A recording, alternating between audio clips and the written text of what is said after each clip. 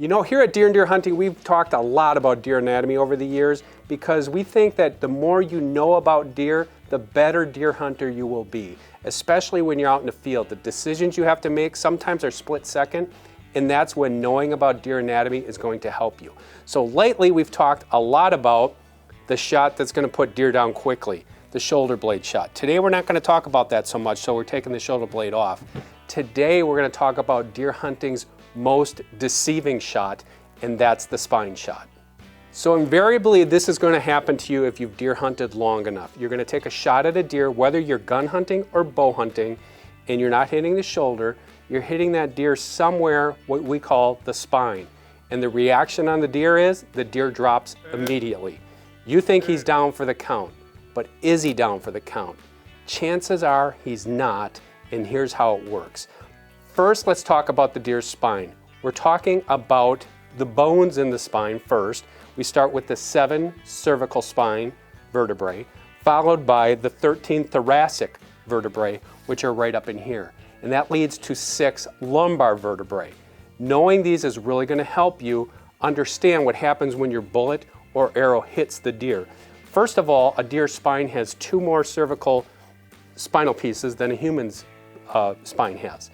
And basically, because it's an animal, it has to run with 4 legs, its hips are bigger, it's got to get power from its legs, so there's going to be 1 more piece, so to speak, of that lumbar section, and there's going to be 1 more cervical piece in its neck because it has such a long neck. But the spine itself is very complicated. You look at all that hard bone, you have fins, you have dorsal fins up here, that's all protecting the spinal column, and that's the thing that needs to be severed to put a deer down permanently, and a lot of times that just isn't the case. So people often ask me, what should I do in the case of a spinal shot?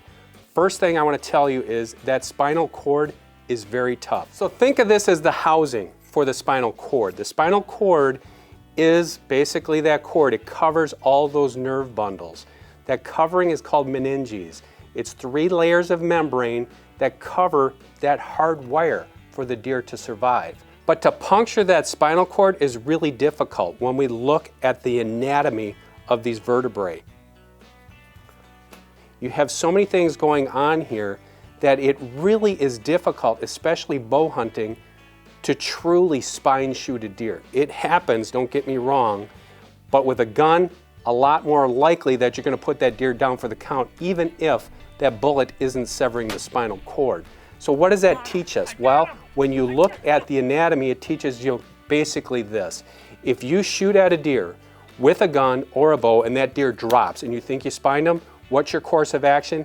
Needs to be immediate. No matter what you need to do, you need to get another bullet in that deer, you need to get another arrow in that deer, because time is of the essence. If that deer gets his feet again, gets up and can run, chances are you're not going to find him. So even though there's nerve bundles there, even though there's blood vessels there, the chances of that deer bleeding out on a bow shot are very slim. With a gunshot, same thing. You don't know. It could just be that hydrostatic shock coming below the spine or near the spine that's just enough to disrupt those nerve bundles to get that deer to drop down. So what is the most deceiving shot in deer hunting? For me, it's the spine shot, because you just never know.